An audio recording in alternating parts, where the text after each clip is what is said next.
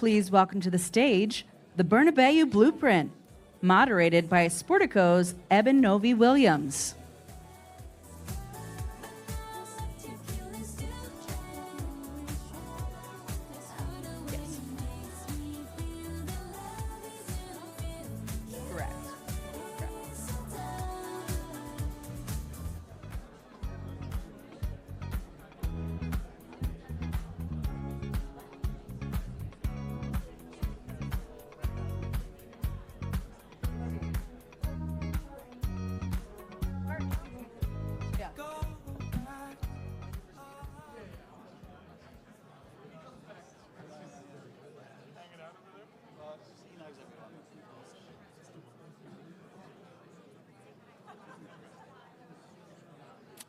All right. Hello, everybody. We're going to wrangle Josh over here in a second, I think.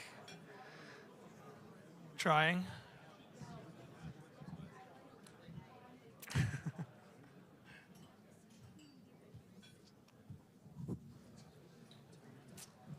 All righty. Excited to be on stage here with Josh from 6th Street and Alex from Real Madrid. Real Madrid does more revenue annually than any other sports team in the world.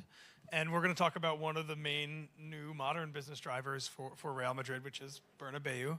I learned backstage, Alex, the construction started on day one of you being elevated into this role. But I want to take a step back and tell us, it's an old stadium. It's been around for a while. There have been tiny tweaks to it over the past 70 years or so. What made now the time that Real Madrid said, you know what, it's time to do a big thing. Let's spend a couple $2 billion and let's build this right. Thanks, Evan. Good morning, everyone. You're absolutely right. The stadium's pretty old. It was first built in 1947 and has undergone 2 or 3 refurbishments in that time, the latest being in the last 6 years. We've spent around about 1.7 billion euros on that refurbishment. And we now have what I believe is a fit-for-purpose, world-class venue, which sadly we didn't have 6 years ago. And Josh, you guys look at opportunities in sports all over the world. Real estate is very often a big piece of what you guys are looking for. What about what Real Madrid was doing piqued your interest and made you guys want to jump in? Yeah, Alex and I had known each other for a while, and we'd been partners with Real Madrid. So I think this felt to us like an extension of a relationship. But the Bernabeu project specifically is singular. I mean, for folks who haven't had a chance to see it, you're sort of right in the middle of one of the greatest cities in the world, in a historic building in a very historic neighborhood. And it's sort of a fitting home for Real Madrid that just needed to be brought into the modern age. And so being able to be a part of that was incredibly exciting. And I think the club's commitment to fan experience, and really the sort of guiding principle was, how did they deliver an experience for the fans that sort of matches and fits with the quality of the club overall. So I mean, it was kind of a no-brainer to get involved with something like that for us. The aspect of the location in the middle of a neighborhood, and when I say the middle of a neighborhood, I mean right in the middle of the neighborhood. I imagine there's good and bad, right? It's great for fans to be able to walk up. It makes foot traffic on off days amazing. When you're doing big construction and there's no room anywhere around the venue to do that construction, I imagine that makes things quite a bit harder, Alex. It certainly does, and we've had a number of challenges in the last 6 years or so. But nonetheless, we made absolutely the right decision to keep the stadium in the city centre. Was that up for debate? Was there a talk of leaving? There was a discussion. There was a discussion where we have our training facility near the airport in Madrid. There was an opportunity to take the stadium out there. There's lots of land. There's no neighbours. It would have been cheaper to build rather than refurbish. But we made the right decision to stay in the heart of the centre of the city.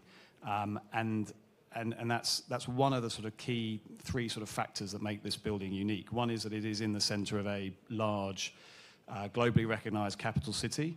Second, we put a retractable roof into the building and also a retractable pitch. Those 3 things in isolation aren't unique to any in any way, but when you put all three of them together, it makes the building, we believe, unique in the world. I want to talk about the retractable pitch, and for folks who haven't seen it, you should look it up on YouTube. It's a remarkable piece of engineering.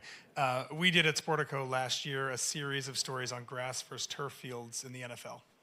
And I talked to dozens of people around the NFL about what you guys have. If players like grass, but you want turf for other projects and concerts and things like that, well, Real Madrid has both. Why don't we do that? I think you can imagine the response I got from a lot of people is that it's really expensive. And that's the reason why we don't see it in the NFL right now. How do you think about the ROI of that? It's obviously great to have. It's also costs hundreds of millions of dollars in that neighborhood. How do you think about the ROI of those two things and making sure that it's worth it for you to have that both flashy and also really useful piece of engineering? I mean, thankfully, the organization has always had a long-term view on things. We couldn't have made that investment if they didn't, to be perfectly frank. That part was, close to $300 million in terms of just the pitch system that we put in place. Because we're in the middle of the city, you can't just roll the whole pitch out because you're on one city block. We're surrounded by office buildings, residential buildings, shops, bars, restaurants. So we dug down and we dug a 100-foot hole that the pitch lives in, and actually lives in. It only comes out for games, so it lives in the hole day to day in six trays that live on top of each other, and it's effectively looked after, grown, mowed underground. I feel like in Arizona, for example, NFL Stadium, they pull it out to the side. As we're talking about, you don't have the luxury of having a pitch-sized space next to the stadium to pull that out. Other events outside of Real Madrid games, walk us through what the calendar looks like right now for Bernabeu. So you mentioned NFL. Next weekend, so not this weekend coming, but the weekend after, we have the Dolphins playing the Commanders, which will be the first NFL game in Spain. We hope that will become a regular fixture, an NFL game every season for us going forwards. We're also talking to a number of other sports organizations and other content owners globally about what we can bring into the stadium. Concerts will also be a big part of the business plan going forward, but at the moment we're just going through some sort of final discussions with what we would say in Spanish are the entorno, but the neighborhood, everyone around the building, to make sure that we do it in the right way. Josh, when you look at things in the Sixth Street portfolio or things that could be in the Sixth Street portfolio, how much are you thinking about this venue can do concert? There's venues in the U.S. that NFL stadiums that do 9 games. That's it. It's just the 9 games the NFL team plays. Then there's others that do way more, and there's arenas that obviously do a lot more. How much are you thinking about kind of the economics of what else we can put in the stadium, how often we can have an event here, and what that means for returns? Yeah, well, I think this is where we have seen sports really evolve over the last 10 or 20 years, to seeing a venue really, particularly inside an urban core, anchor a neighborhood and take advantage of that position and all the ancillary uses of it in a way that, maybe Madison Square Garden did. There were some arenas that did, but I think that wasn't as common in Europe until, relatively recently. And so I think that was a big part of our thesis, was taking advantage of that. And I think we're still early, actually, in seeing that develop. There's no reason why a sports venue can't be a 365-day-a-year kind of facility the way other things that would occupy that real estate really are. So I think it's very important. I think it's going to become an increasingly important part of the brand extension of a club like Real Madrid to sort of meet the fans, offer the fans an experience on non-game days that may include, sort of going to the Starbucks that's different from any other Starbucks that you would see in the world, and having an opportunity to, show their affinity for the club by buying merchandise at, a store that's different from any other Adidas store in the world. And so I think the club was clearly committed to making sure that nothing it did around the stadium was exactly like what anybody else did. And I think if you go there any day of the year, you feel that. And I think that was really exciting to us. So let's talk about today, for example. I think the team is on the road at Liverpool in the Champions League. What does it look like right now? There's the Starbucks is open. There's restaurants that are open. I believe there's a museum that gets a number of foot traffic. Walk us through what a day like today looks like at the venue. Yeah, so on any given day, we've got 6 restaurants at sort of various levels, from a very high-end sushi restaurant that's at the top of the stadium, which has incredible views over the whole bowl. We've got the brand new flagship Starbucks in Europe, which is fantastic, and a number of other restaurants. Plus, we have the stadium tour, which will have between 4,000 and 6,000 people a day going through it. So last year we had about 1.6 million come through that stadium tour, which is impressive in its own right, and an incredible business just in its own right. And then there'll be a number of corporate events happening, from small 20-person events to full pitch events, where we'll have dinners for 5,000 people on the pitch, and we have a number of those coming up in December. Big corporations in Madrid holding client or employee parties. Josh, you guys did an offsite, I believe, recently there, right? We did. Yeah. We did. It was about 18 months ago. We did an offsite. We had our partners. Our annual partners offsite, and the club was kind enough to host us, and it's terrific. I encourage everybody to go check it out. In addition to the smaller stuff, there's big concerts, obviously. There's a pop star, relatively well-known pop star, who had a series of shows there last year. What is a Taylor Swift show? How does that compare to a big Real Madrid match in terms of what you guys are seeing from gate receipts, from merchandising, from food, all of the different ways? What's the comparison there look like? I mean, the key difference for us with a concert is that it's not our event. We don't own it, so we're effectively renting the building. And obviously, every contract is different, and we might take a larger share or a smaller share depending on whoever it is that's coming in. And it has been talked about. You mentioned the overall revenue of the club. So last season the club turned over 1.12 billion euros.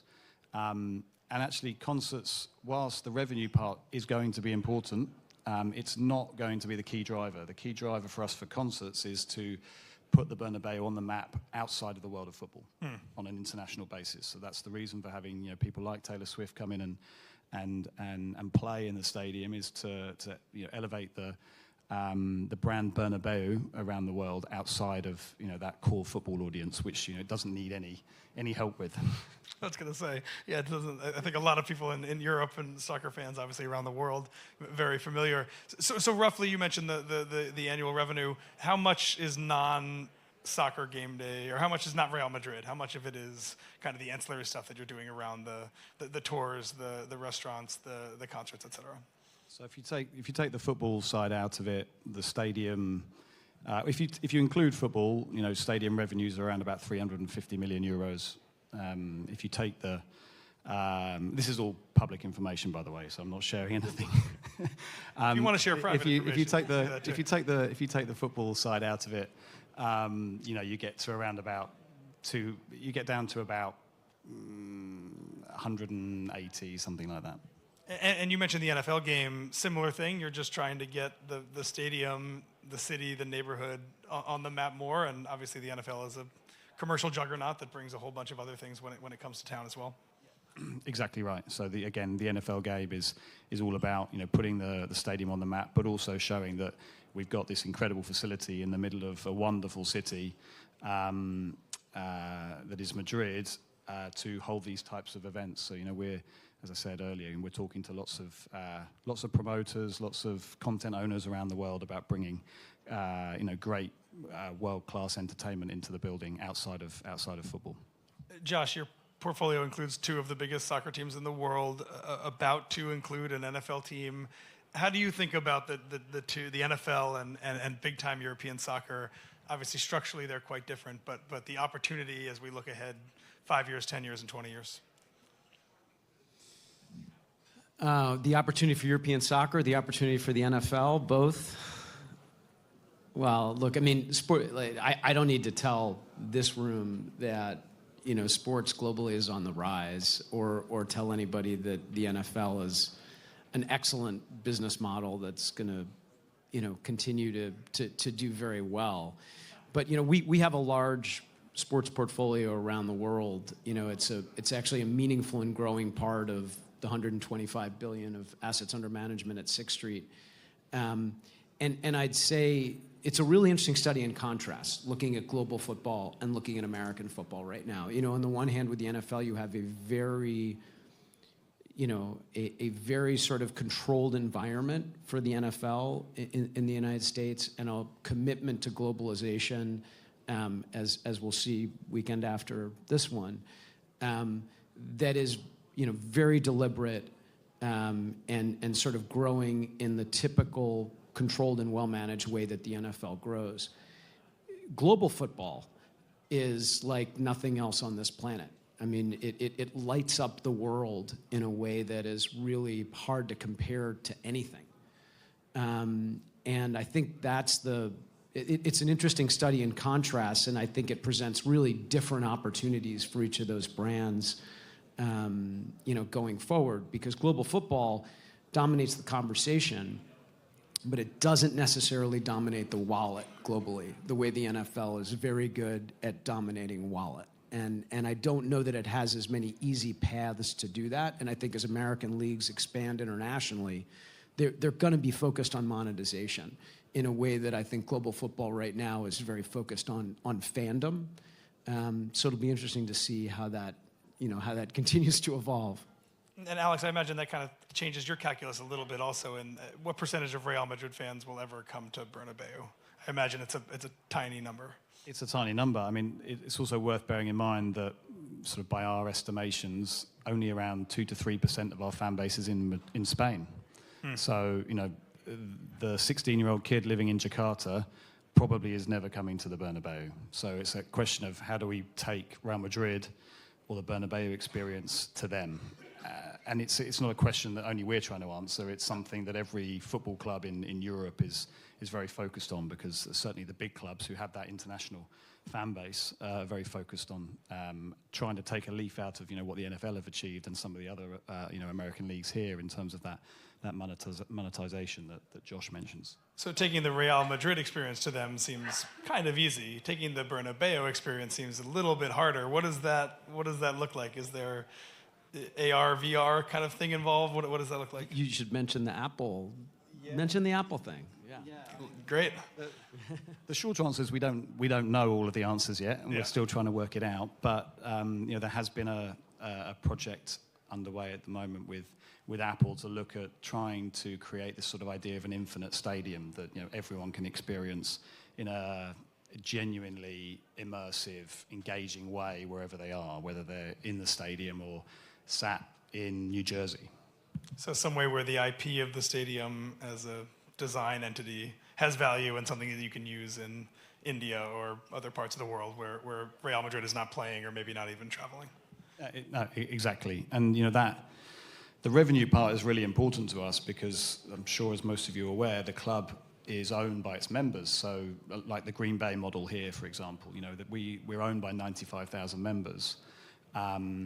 And that means that all of the money we want to invest into the club, whether it's the stadium, the sports side, whatever, we have to generate ourselves or come up with clever ways to get people like Sixth Street to be able to invest in the club. And that they've been a great partner for us on this stadium project.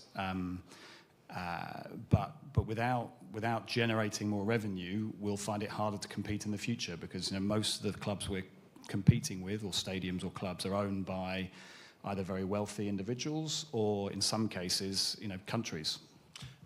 Josh, speaking of the clever and creative structure here, I spend a lot of time reporting on institutional money, looking at college sports. Sixth Street has obviously looked at some of those opportunities as well. Also a challenging world where you can't just buy into an athletic department or a university. You have to be thinking about kind of creative structures and what that may look like. Is the model that you guys have with Real Madrid a potential possibility for something you could do in college where it's built around either a venue or a commercial rights deal, which you did at Providence with Alex? Is this the same kind of conversations that you're basically having potentially in the college side as well? Well, I think it's a really interesting parallel. And there is that temptation when people look at because both use the word football to say global football, the NFL, perhaps those are similar. Global football, in terms of its organizational structure, really does look a lot more like college sports than I think the sort of strong single entity league structure that you see in the NFL. So I think flexibility, which is, if there's one thing that we pride ourselves on at Sixth Street, it's flexibility. None of our goal is that every deal we start out with, it begins with a blank sheet of paper, and we try to find the best structure for that particular situation. So, as Alex knows, our relationship with Real Madrid looks nothing like the earlier deal we did, looks nothing like the deal that we did with FC Barcelona, looks nothing like our investment in the NFL. So I don't know exactly what's going to get it done in college, what that will look like. I think a lot of people are trying to figure out how to invest into a rapidly evolving space at multiple levels, at the regulatory level, at the property level. We would certainly love to be a part of that conversation and have been part of a few conversations, but I think flexibility is going to be the key to that, and I think perhaps a little bit of patience too. But the best relationships for us, full stop, are relationships like our partnership with Real Madrid, where we do something together, then we add something on, and we continue to grow. And I think you have to be really flexible to do that, because if you're approaching, particularly sports, with just a product in hand that you're trying to sort of push on someone, I think you're not going to get very far. We only have a few minutes left, but I want to talk about women's soccer for a second. And Josh, you just said no two deals are alike. You guys have a very unique one in the NWSL. I believe BayFC is the only major professional team in America that is controlled by an institutional group. It's been a couple years. What have the takeaways been? Commercial growth in that league is going crazy just in the few years that you guys have been in it. But what have you guys learned as control owners in addition to the relationships you have with other teams around the world? Yeah, I mean, it's a study in contrast. Obviously, when we started with BayFC, we acquired the right to start a team, compared to Real Madrid is, more than 100 years old and extremely well established and pedigreed. So you kind of can't imagine two stages any more different with people playing the same sport. But I think what drew us to the NWSL was that there was passion and deep embedded fandom for women's football, for women's soccer in the US. And I think people did not fully appreciate, although I think many more people do now, just how passionate those fans were and how broad the interest was when we play at the highest global level, as we do in women's football. And so if there's anything in common, it's that, the NWSL is some of the best soccer on the planet for women. And obviously Real Madrid plays at that level. So I think what's most gratifying is to enable the fans and the organization to compete at that level, and to be a small part of that is extremely gratifying. And Alex, as commercial growth in women's soccer happens in America, it's also happening in Europe. How different is what you guys are seeing on your women's side now versus what it looked like when you stepped into this role just a few years ago? I imagine it's pretty night and day. The women's game has changed immeasurably in Europe over the last, over the last 10 years. And we're seeing huge levels of interest at the international level, particularly. So when the national competitions are taking place, there's a really, really big interest, and we're seeing interest growing in the club game as well. Spain's probably a little bit behind countries like England, where there's a more established women's game, but Spain is catching up, and it does happen to have Barcelona have had one of the best women's teams historically in the last 10 to 15 years. And obviously now we're trying to compete with them, given that our women's team is only 5 years old. So it's got a long way to go, given that the men's team's been around for over 120 years, as Josh says. So we've only got a minute left. I want to get both of you to talk a little bit about long-term, what you're looking at future-wise. Alex, you're close to this project being done, and I won't ask you what is next on the stadium side, but what are you looking at? What's the next challenge? once this construction is done, what's the next thing you're looking at in terms of driving more revenue and building more of the Real Madrid business? To be perfectly honest, the focus is on just getting the calendar fixed for the next few years and making sure that we are making the most of the fantastic refurbishment that we've done of the building. And then after that, there's a number of other projects that we're working on the club, on the wider club side. But for the stadium, it's about getting that calendar completely locked in over the next few years. Is naming rights on the table for the stadium? It's not something that we're discussing at the moment, no. Got it, okay. And Josh, yeah, when you look at... Are you interested? Sportico, maybe, Sportico yeah. I think we Stadium. might need a heavy discount, but we are definitely interested. When you look at everything you guys are paying attention to globally here in the U.S., pro college, what's the most intriguing and interesting thing for you right now? I mean, I think it's really hard to pick one thing. I mean, I think we're really happy with the time we've been spending with the global football brands, with the NBA, with the NFL. I really do think we're moving from strength to strength with sports. But the one thing I would say is we are really focused around the more developed part of the ecosystem. I think there are really interesting things happening in the growth part of the ecosystem, but if there's anything in my experience investing around sports that sometimes people undercount, it's how long it can take to really develop a brand in sports. Once you do, it's incredibly durable, but it's not a quick process 120 years in. So I think that's something where we're probably a little more focused on the established brands. Alrighty. Josh, Alex, thank you very much. Appreciate it. Thank you.